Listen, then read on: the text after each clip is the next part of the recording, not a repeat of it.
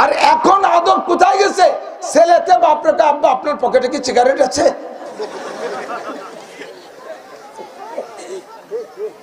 যদি কে বাবা আছে আমার তো শেখ সিগারেট না, আব্বা গোল্ড লিফ লাগবে, উনি গোল্ড লিফ ছাড়া খায় না, বেনসন লাগবে।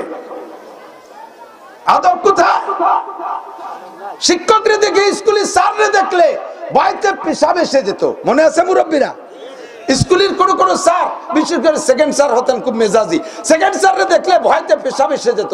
আর এখন স্কুলের পোলাপান শিক্ষিকারে কয় স্যার এটা দেন, স্যার ওটা দেন, স্যাররাও যাইয়ে তাদেরকে পাঠায় যা বাড়িতে বড়ই বাড়িয়ে নিয়ে আইগে। যেই স্যার ছাত্র ছাত্রীকে যে বাড়িতে বড়ই পাড়িয়ে নিয়ে খাওয়ায়, সেই স্যার কোনোদিন ছাত্র ছাত্রীদেরকে শিক্ষা দিতে পারবে না, তাদের শাসন করতে পারবে না, ঠিক কিনা? আমরা স্যারদেরকে কিছু খাওয়াইতে পারতাম না। আদবের থেকে নামতে নামতে কোথায় চলে গেছে? আদব বলা হয় ওয়াজুস শাফি মহল্লিহি, যা যেখানে রাখা দরকার তাকে সেখানে রাখার নাম আদব। বোঝেন কথা? আদব কাকে বলে? যা যেখানে রাখা দরকার তা সেখানে রাখার নাম আদব। টুপি যতই কম দাম হোক কোথায় থাকবে? বলেন কোথায়? জাঙ্গে যত বেশি দামি হোক কোথায় থাকবে? পাশায়। লজ্জার কি আছে? জাঙ্গি তো ভরে তো। মুজা যত বেশি দামি হোক থাকবে কোথায়? পায়। টুপি যত কম দামি হোক কোথায় থাকবে? এখন কেনার সময় আপনি ভুল করছেন, আরে টুপিটা তো সবচেয়ে বেশি দাম দিয়ে কেনা উচিত ছিল, তা তো কিনি নে। লুঙ্গি কেনার সময় ভাব দিয়েছিল শীতরুটির মতো, তাই একটু মাথায় দিয়ে দেয়। এটা চরম অন্যায় করেছেন। পুরো বডির ভিতরে মাথার নাম ইংরেজিতে হেড, আর হেড মানে প্রধান, ঠিক না? তাহলে প্রধানের উপরে যা টুপি দিয়েছেন তা আবার ধুতি মনে নাই, প্রায়জনে টুপি চেহারা দেন, কয় বছর দই না আল্লাহ জানে, তেল সে কুলুবাড়ি টুপির গন্ধ। কলুবাড়ি, হ্যাঁ কলুবাড়ি, এই কলুবাড়ি টুপির মতো তেল ছেয়ে গেছে, লাখ লাখ তিলে ভরে গেছে। তোমার টুপিটা ধুতি মনে দেয়। জাঙ্গি দি সপ্তাহে 2 বার দৌ, মুজা দি 3 বার দৌ, টুপি ধুতি মনে থাকে না। আর ওইগুলো কেনছো, জাঙ্গি কেনছো 500 টাকা দিয়ে, টুপি কেনছো 5 টাকা দিয়ে। চরম ভুল করছো। টুপি কিনবা 500 টাকা দিয়ে, জাঙ্গি ভাও পাইলে পড়লে না পারলে না পারলে, দরকার হয় তলে গামছা ভরে কাছাই দিয়ে তোমার। কেনার সময় ভুল করে বেলাইছেন, এই জন্য ব্যবহারের সময় ঠিক করা যাবে না তো। যা কি করছি, জাঙ্গি বেশি টাকা দিয়ে কিনছি, টুপি কম দামি দিয়ে তা জাঙ্গি মাথায় দিয়ে নামাজ পড়ি, এটা বেয়াদবি হবে না? এটা বেয়াদ। এরকম আদব সব জায়গা আছে। এই যে আজকে ঘরে খাইতে বসছি, দস্তারখান দেশে, এই জায়গাটা জায়গায় পেয়ে যাই, দস্তারখান দেশে, দস্তারখান একটু ময়লা ময়লা, ওইটা উঠে নেওয়ার সাথে সাথে এক ছেলে মাথা থেকে রুমাল বিছিয়ে দিতে গেছে। নো, এটা আদব না। রুমাল দস্তারখানের কাছে ব্যবহার করবেন না। আমি অজু বানায় আসছি, গামছা নাই, দৌড়ে যে মাথা থেকে এই রুমাল, এই যে আমাদের রুমাল, এই রুমাল দেয় অনেকে, হুজুর এটি দিয়ে মাথা মুখ মোছেন। নো, এই রুমাল তো হাত মুখ মোছার জন্য না, এটা সম্মানী পোশাক, উপরে থাকবে, এটা সম্মানী পোশাক, এর একটা মর্যাদা আলাদা। একে এখানে রাখার জন্য, এর হাত মুখ মোছার জন্য না। গামছা বানানো হচ্ছে হাত মুখ মোছার জন্য। দস্তারখানে এবার বাঁচতেছে না কিছু, একখান গামছা বিছিয়ে দিছে। কেন? দস্তারখান তো গামছা না, গামছারে বানানো হচ্ছে অন্য কাজের জন্য, এটা বেয়াদবি। আর গামছা দস্তারখান কি জন্য? নিচেই কোনো খাবার পড়ে যাবে, আর তাই তুলে খাওয়ার জন্য এলো দস্তারখান, যাতে ময়লা জায়গা পড়লে তো তুলে খাওয়া যাবে না, এই জন্য ভালো একটা কাপড় বিছাই। কিন্তু যে কাপড়টা বিছাইছেন সে কাপড়টার কি অবস্থা? আমরা আমি এক জায়গায় যে খাইতে বসছি, এই যে দস্তারখানে আনিয়ে দিয়েছে, প্রথম তো নাই, অনেক বলার পরে আনছে, গামছা নিয়েছে একখান, গামছা এনে বিছাই দিয়েছে। প্লেট থোয়ার পরে যে জায়গায় খাবার পড়বে নজর করে দেয় যে সেই জায়গা কেডা যেন গামছা দিয়ে নাক মুছে পা শিয়েন খানিক টানাই দিয়ে দিয়েছে। তাই আমার কোলের দ্বারা ওর মধ্যে ভাত পড়লে খাওয়া যাবে? তাহলে এটা বেয়াদবি হয়েছে। গামছারে নাক মুছার জন্য বানাইছে, ওরে দস্তারখানে দিস কে? এটা বেয়াদবি। অজুসে বিমহল্লিহি, এটা কয় আদব। যা যেখানে রাখার দরকার তা সেখানে রাখার নাম আদব। এটা আমার নবীর আদর্শ ভাই। এগুলো আলোচনা হয় না মাহফিলের ভিতরে, এ কথাগুলি ইম্পর্টেন্ট, জরুরি। আমরা যখন আসি, রাস্তা দিয়ে গাড়ি চালাই, এই রাস্তা দিয়ে গাড়ি যাই, সব জায়গা, বিশেষ করে এই এলাকায় বেশি দেখি, একটা প্রাইভেট কার আসতেছে, দেখতেছে যে একটা গাড়ি আসতেছে, যুবক রাস্তার মাঝখানে দাঁড়িয়ে ফোন করতে তালে আছে, কাছে এসে হরেন দেই, আমাকে কয় অত ব্যস্ত কেন? দেখতেছেন না ফোন করি, দেখতেছেন না ফোন করি, অত ব্যস্ত কেন? দাঁড়ান আমি ফোন শেষ করি, তারপরে আমার রাস্তার মাঝখানে দাঁড়াইয়া সে ফোন করবে, আমারে যাইতে দেবে না। এটা কি আদব না বেয়াদব? জোরে বলেন। গাড়িটা আসতেছে, একটু চেপে দাঁড়ান, একটু সরিয়ে দাঁড়ান, এতে আপনার কি ইজ্জত যাবে? বেকায় দাঁড়ায় থাকে, সরেই না। এতে কি বুঝছি জানিস? এটা বেয়াদবি। এই বেয়াদব তুই একা না, তোর মা বেয়াদব, তোর আব্বা বেয়াদব, তোর কিছু শিক্ষা দেয় নাই, কারণ মুরব্বীরা যদি খারাপ হয় সন্তানও খারাপ হয়। কতক্ষণ ঠিক ঠিক না? আসার সাথে সাথে ও হুজুর আজ কয় জায়গা টিপ মারবেন? তুই কি পড়িস? হাই স্কুলে, কলেজে? তোর এই আচরণে বুঝছি যে তোর মা বাপ তো ভালোই না, তোর উস্তাদও ভালো না। গালিটা কদ্দূর নিয়ে গেছিস জানিস? এভাবে বলার দরকার কি? আসসালামু আলাইকুম রহমতুল্লাহ। হুজুর ভালো আছেন? অনেক দূর থেকে আসছি, আজকে আমি ছুটি নিয়ে আসছি, শুধু আপনার বয়ান শুনবো। হুজুর অনেক ভালোবাসি আপনাকে। হুজুর আপনি যা বলেন আমি আমল করার চেষ্টা করি। হুজুর আপনি আমাদের আমলই কিছু কথা বলবেন হুজুর, মেহেরবানি করে।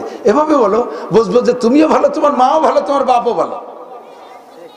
হুজুর হুজুর একই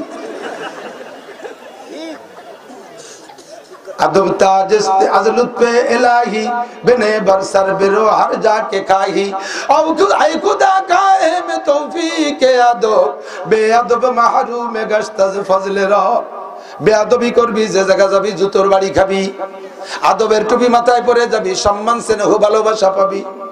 রাস্তায় ভালো শুধু আলেম না, একজন মুরব্বী দেখবি তার সাথে সভ্য ভদ্র ব্যবহার করবি।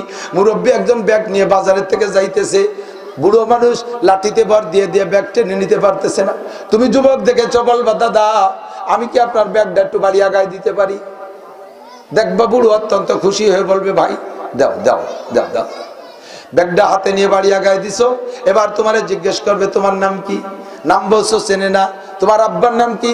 বলছো চেনে না। এরপরে কয় তোর দাদার নাম কি? দাদার নাম বলার পরে এইবার বুড়ো সোজা হয়ে দাঁড়াইছে, ও এই তো তোর দাদার আমি একসাথে পড়তাম, তোর দাদা সেই স্কুলের থেকেই ভদ্র, নিশ্চয়ই সেই দাদার পুতা, তাহলে এত ভদ্র তুই কেন হবি? এই যে কথাটা বলছে, তোমার জন্য এক বস্তা দোয়া দিয়ে দিয়েছে। যে জায়গা যাবা সে জায়গা ভালোবাসা পাবা, যে জায়গা যাবা সেখানে সম্মান পাবা, যে জায়গা যাবা সেই জায়গা সফল হতে পারবা।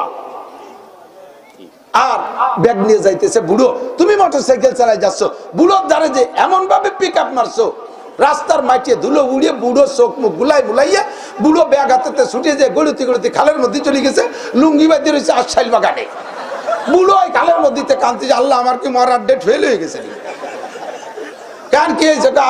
আর আমার দুনিয়ায় থাকতে ভালো যায়, এই শয়তানের বাচ্চা শয়তানকে জ্বালায় রাস্তায় হাঁটতে পারতেছি, দেখো আমার কি রে তুই গেল, তুমি আমার নেও, আমি আর দুনিয়ায় থাকতে চাই না।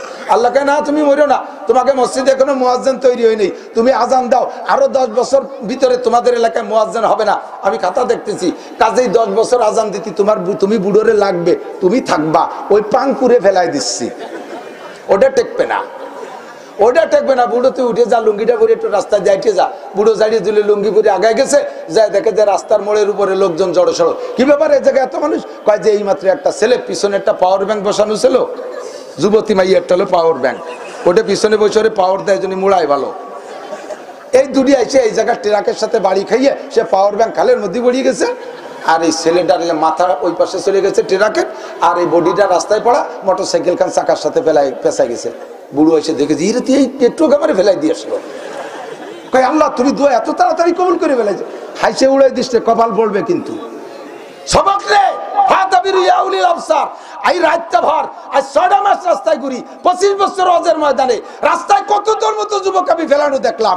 এই সমস্ত পাঙ্কু যুবকরা যারা আমাদেরকে মূল্যায়ন করে না, ভ্যালু দেয় না, মোটরসাইকেলে বাড়িতে আমাদের প্রাইভেট কার সিট করে ফেলাই দিতে চায়। প্রথম 40-তে পড়ে যাবি, বেশি দিন টিকতে পারবি না। মস্তানি করিস না, পাগলামি করিস না, এটা বেয়াদবি। বেয়াদবরে আল্লাহ তাআলা সহ্য করে না। আবু জাহেল বেয়াদব, আল্লাহ তাআলা সয় নাই। ফিরআউন বেয়াদব, আল্লাহ তাআলা সয় নাই। নমরুদ বেয়াদবি করেছে ইব্রাহিম আলাইহিস সালামের সাথে, আল্লাহ তাআলা সহ্য করতে পারে নাই। কারুন হামান সাদ্দাত বেয়াদবি করেছে, আল্লাহ তাআলা তাদেরকে শেষ করে দিয়েছে। তুইও বেয়াদবি করবি, বেশিক্ষণ টিকতে পারবি না। সভ্য হও, ভদ্র হও, নম্র হও, শালীন হও, তুমি শিষ্টাচার হও, তাহলে দেখবা মানুষে তোমার দোয়া করবে। ভদ্র ছেলে অমায়িক, কলেজে পড়ি, তার চাল চলন সেরকম না, এদিকে যেন মাদ্রাসায় পড়ে। তুমি এরকম হও, তুমি এরকম হও, তাহলে সবাই তোমার প্রশংসা করবে। হুজুর বলেন, আল্লাহ পাক বলেন, লাকাদ কানা লাকুম ফি রাসূলিল্লাহি উসওয়াতুন হাসানাহ। এ আমার পর্দার আড়ালের মা ও বোনেরা, তোমাদেরও পারিবারিক আদব আছে, তোমাদেরও পারিবারিক আদব আছে। শ্বশুরের সাথে সদ্ব্যবহার করবা, শ্বশুরকে আব্বা কয়ে ডাকবা, শাশুড়িরে আম্মা কয়ে ডাকবা, তাদের সাথে মিষ্টি ভাষা ব্যবহার করবা। তুমি স্বামীর সাথে সদ্ব্যবহার করবা, স্বামীর সাথে তুমি ব্যবহার, তুমি শব্দটা বাংলাদেশে উচ্চারণ হয়, ব্যবহার হয়। স্বামী স্ত্রী তুমি তুমি বলা বলি চলে, তবে আমার মনে হয় যে স্বামীকে তুমি বলা ভালো না, স্বামীকে আপনি বলাই উচিত। স্বামীর ছোট ভাই যে ওই মহিলার দেবর হয়, এ দেবরে কয় ভাই, তারে কয় আপনি আপনি, তার সাথে আলাপ করে। স্বামীর সাথে তুমি তুমি করে। আরে তুমি হারাম না, হারাম না। তুমি থেকে বাংলাদেশে যেহেতু সম্বোধনের 3টে শব্দ, 1 নম্বরে আপনি, সেকেন্ড তুমি, লাস্টে হলো একেবারে নিচু ভাষা তুই। ছোটদের জন্য তুই, সমসাথীদের জন্য তুমি, বড়দের জন্য আপনা আপনি। যেহেতু বাংলায় 3টে শব্দ পার্থক্য আছে, 3টে শব্দের 3 রকম মর্যাদা, তাহলে আমার এই সর্বশ্রেষ্ঠ সম্মানী শব্দটা কে পাবে? যে আমার কাছে সবচাইতে বেশি সম্মান পাবে। হাদিসে আছে, আল্লাহ নবী বলেন, লাউ কুনতু আমিরান লি আহাদিন লি আইয়াসজুদা লা আমারতুন নিসা আইয়াসজুদনা লি আজওয়াজিহিন্না। যদি দুনিয়ার মানুষকে মানুষের জন্য সিজদা করা জায়েজ রাখতাম, যে মানুষে মানুষকে সিজদা করতে পারবে, মানুষে মানুষের পায়ে সিজদা করতে পারবে, এইটা যদি বৈধ হতো, তাহলে সমস্ত নারীদেরকে বলতাম, তোমরা আব্বারে সিজদা করবা না, পীররে সিজদা করবা না, উস্তাদরে সিজদা করবা না, শ্বশুর শাশুড়িরে সিজদা করবা না, একমাত্র স্বামীর পায়ে সিজদা দিবা। স্বামী তোমার কাছে সিজদা পাওয়ার মতো সম্মানী, স্বামী এত বড় সম্মানী, সেই স্বামীর সাথে সর্বোচ্চ সম্মানী শব্দটা ব্যবহার করাই এটাই নিয়মে চায়। কাজেই স্বামীর সাথে আপনা আপনি ব্যবহার করেন। আর যদি তুমিতে আলোচনা করেন, তাহলে তুমি থেকে রাগারাগি বাজে গেলে তুইতি নামতে মাত্র 1 ক্লাস, গ্যাঞ্জাম বাজিয়ে গেলি, তুমি তুমি চলতেছিল, এরপরে যদি লাগিয়ে যায় চিনি তোরে, যদি স্বামী রেখা চিনি তোরে, তাহলে আয় তোরে চিনেই ছাড়িয়ে দেই। কিন্তু আপনি থেকে তুইতে আসতে 2টে ক্লাস পার হওয়া লাগবে। আপনি থেকে তুমি, তারপরে তুই, এত দূর আসে না, এত দূর আসে না। আর আপনি থেকে তুমিতে আসলে অতটা রিয়াকশনও হয় না। আদব শেখো, কথা বলা শেখো, ভদ্রতা শেখো, সবার সাথে সেভাবে করো। আত্মীয় স্বজন একটু না বলে পারি না, এদিকে আসেন। বুনরা বিয়ের পরে চলে গেলে বাপের বাড়ির থেকে যদি সম্পদ তারা হারাহারি মতে নিয়ে যায়, তাহলে ভাইরা যে কষ্ট পায় তার চাইতে ভাই বউরা কষ্ট পায় বেশি। হয়ে দেয় যে আইসিয়ে দেয় হিসকে নিয়ে, তোর বংশধর আসে জম্মের খান খাওয়াই বালি, যা ভাবি নিয়ে গেলি সুরিয়ে মুরিয়ে কুড়োই কাছাইয়া, এরকম কয় না কেন? তা বলবেন কেন? ওদের হক কোরআন এসে, আপনি রাগ করবেন কেন? তাদের পাওনা আপনি রেখে খাবেন কেন? এটা আপনার জন্য শুয়োরের গোশত খাওয়ার মতো আরাম হবে। বুন্দার হক ভাইরা কৌশল করে ফিকা ফকু দিয়ে মারিয়ে খাবেন, এটা শুয়োরের গোশত খাওয়ার চাইতে হারাম। পরের হক খাইছেন, শুয়োরের গোশত খাইলে আপনি তওবা করলে মাপ হবে, কিন্তু বোনের হক মারিয়ে খাইছেন, এটা তওবায় মাপ হবে না। কোটিবার আস্তাগফিরুল্লাহ বললে হবে না, 50 বার উমরা করলেও কাম হবে না। ওটা তারে কিয়ামতের ময়দানে যে দেয়াই লাগবে। আর সে তার হকটা নিয়ে গেছে, এই জন্য তার আত্মীয়তা ধুয়ে দিলেন কেন? আর সে নেবেই বা না কেন? তার বিয়ের পরে তার ছেলে মেয়েগুলো আসে, আপনার বউ তাকে পাতে ভাত দেয় না। আমার ভাবি সাহেবরা ভালো করে মনে রাখবেন, এটা আদব। ননদরা আসলে, ননদের ছেলে মেয়েরা আসলে তাদেরকে খুব যত্ন করবেন, খুব খাওয়াবেন, মোহাব্বত করে খাওয়াইয়া এরপরে যাওয়ার সময়, বিদায় নেওয়ার সময় ননদকে কাছে দিয়ে দেবেন, এই সালেহা, মা হিসাব তো হিসাব আছে না, ওনরা তো বুড়ো মানুষ, কি ভালো খায়, কত কয় যে না আপনার এর মধ্যে অভাবের মধ্যে আমি কব না না, ক আমি একটু ব্যবস্থা করে দিই। যা পারো 2 খান শীতেই ভিটে, 2 খান রুটি, একটু পেয়ালায় একটু শাক রান্না, একটু গোশের ঝোল, একটু চিংড়ি মাছ, এই একটু টুপলা করে দিবা। ওই মহিলাটা শ্বশুর বাড়ি নিয়ে যাইয়া শ্বশুর শাশুড়িরে খাওয়াইলে তারও জায়গা গ্রহণযোগ্যতা বাড়ে, তারও আদর বাড়ে, আর তোমার সাথে এদের সম্পর্ক ভালো হয়। তুমিও একসময় গেলে তারা গরু জবাই দিয়ে তোমারে খাওয়াবে। এইটা মোটে মহিলারা বুঝতে রাজি না। এটা কিন্তু আদবের ভিতরে, এই আদব আদর্শ আমার নবী শিক্ষা দিয়েছে। লাকাদ কানা লাকুম ফি রাসূলিল্লাহি উসওয়াতুন হাসানাহ। নবীর আদর্শ আমাদের ভিতরে সব জায়গায় আমাদের জন্য উত্তম আদর্শ। কথা বলুন ঠিক ঠিক না? এগুলো শিখে আমলে আনা যাবে না ইনশাআল্লাহ, শেখা যাবে না। চেয়ারম্যান সাহেবকে চেয়ারম্যান সাহেব হিসেবে সম্মান, সে যেমন মানুষ তাকে সেরকম সম্মান করতে হবে। আনজিলিন নাসা মানাজিলাহুম, যে যেমন তাকে সেখানে রাখেন, যে যেখানে যার যোগ্য তারে সেখানে রাখেন, তারা সেভাবে সম্মান করেন। আড়ালে সমালোচনা করে কি হবে? হ্যাঁ, চেয়ারম্যান কি ইস্যু বোঝে না, তুমি জম্মের বোঝা বোঝো তো, তোর তো বেটারে ভোট দেয় না। চেয়ারম্যান হ্যাঁ করে, ও করে, তা করে, তাহলে পরপর 3 বার হয় কি দিয়ে? যেবার হয়েছে এবারও কি ভোটপাতি কম পাওয়া লাগছে নাকি? খালি খালি ফালতু সমালোচনা বাদ দিয়ে নিজেই সামনের দিকে বড় হওয়ার চেষ্টা করো। সমালোচনায় যখন বসে তখন কেউ রে ছাড়ে না। হযরত মাওলানা লোকমান হাকিম সাহেব বুজুর্গ মানুষ, এর সরল মানুষ। আমাদের এই পাশের ওলামাই কিরামদের ভিতরে দুইটি আলেম খুবই নম্র ভদ্র এবং কি বলা হয় খুব সুফি বুজুর্গ মানুষ। তার ভিতরে হুজুর একজন, আর একজন কালীগঞ্জের মাওলানা ভুলে গেছি, কাশিনী হুজুরের খলিফা, একেবারে মাটির মানুষ, দুনিয়া কেমন বোঝেই না। এই সকল মানুষের সমালোচনা করে। সমালোচনা করলে গীবত, আর গীবত করলে জিনার চাইতে বড় অপরাধ। আমরা এর থেকে বেঁচে চলবো পারবো না ইনশাআল্লাহ। আমাদের আদব আর আদর্শের জন্য সামনে রাখবো কোরআন। আল্লাহ পাক আল্লাহ নবী বলেন, মান জাআলাল কুরআনা আমামাহু কাদাহু ইলাল জান্নাহ। যে ব্যক্তি কোরআনকে সামনে নিয়ে চলে, কোরআনে তারে কিয়ামতের ময়দানে পথ দেখায় জান্নাতে পৌঁছায় দেবে। কান সুবহানাল্লাহ। ওয়া মান জাআলাল কুরআনা কালফা যাহরিহি। যে কোরআনকে পিছে রাখা দুনিয়ার শিক্ষা দিয়ে সামনে চলতে চায়, তাহলে কোরআনকে পিছে রাখার কারণে কিয়ামতের ময়দানে কোরআনকে আল্লাহ তাআলা ওর পিছে লাগাই দেবে। বিশাল লম্বা আগুনের লাঠি হাতে দিয়া বলবে, ও কোরআন, তোরে যারা দুনিয়ায় পড়ে নাই, তোরে যারা দুনিয়া মানে নাই, তোরে যারা দুনিয়া আমলে আনে নাই, তাদের পিছে যা, যাইয়া পিটাই পিটাই ওয়াসিকাল্লাযিনা কাফারু ইলা জাহান্নামা যুমারা। দলে দলে যাকে যাকে পিটাই পিটাই জাহান্নামে নামা। তোরে কেন তারা পড়তে রাজি হয় নাই? ও আমার যুবক, প্রাণ প্রিয় যুবক, এদিকে আসো। তুমি দুনিয়ার সব শিক্ষা অর্জন করেছো, কিন্তু আল্লাহর কোরআন পড়ো নাই। তাহলে তুমি কিন্তু এখনো জিরোতে দাঁড়িয়ে আছো, খুলনার 0 পয়েন্টে আছো। এখনো তোমার নামে কোনো সংখ্যা তৈরি হয় নাই।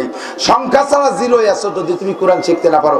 আল্লাহ নবী বলেন, ইন্নাল্লাযী লাইসা ফি জাওফি শাইউম মিনাল কুরআন কাল বাইতিল খরিব। যার সিনার মধ্যে আল্লাহর কোরআন নাই, ওর সিনাটা বিরান ঘরের মতো, পরিত্যক্ত ঘরের মতো। দামি একটা ঘর বানাইয়া ফেলাই তুই 10 বছর রয়েছেন ঢাকা, এসে দেখবেন যে ওই ঘরের ভিতরে সাপ বিচ্ছুর আড্ডা হয়ে গেছে, ইন্দুর বান্দর সুসসিকের আড্ডা হয়ে গেছে। ওর ভিতরে বিভিন্ন প্রকার নোংরা প্রাণী বসবাস করে। সেম আপনার সিনের ভিতরে আইএ আছে, বিএ আছে, এমএ আছে, ডাক্তারি আছে, ইঞ্জিনিয়ার আছে, বিজ্ঞানী আছে। আল্লাহর কোরআন নাই, আপনার সিনের ভিতরে শয়তান, বিভিন্ন প্রকার শয়তান ঢুকে আপনাকে কুমন্ত্রণা দিয়া মানবতার থেকে নামাই ফেলবে, পশুর চাইতে আপনাকে নিচু করে ফেলবে। এই জন্য আপনার ভিতরে থাকা দরকার কোরআন। আল্লাহর কোরআন যার মধ্যে নাই, ওই লোকটা একেবারে ফকির, ওর চাইতে বড় মিসকিন নাই।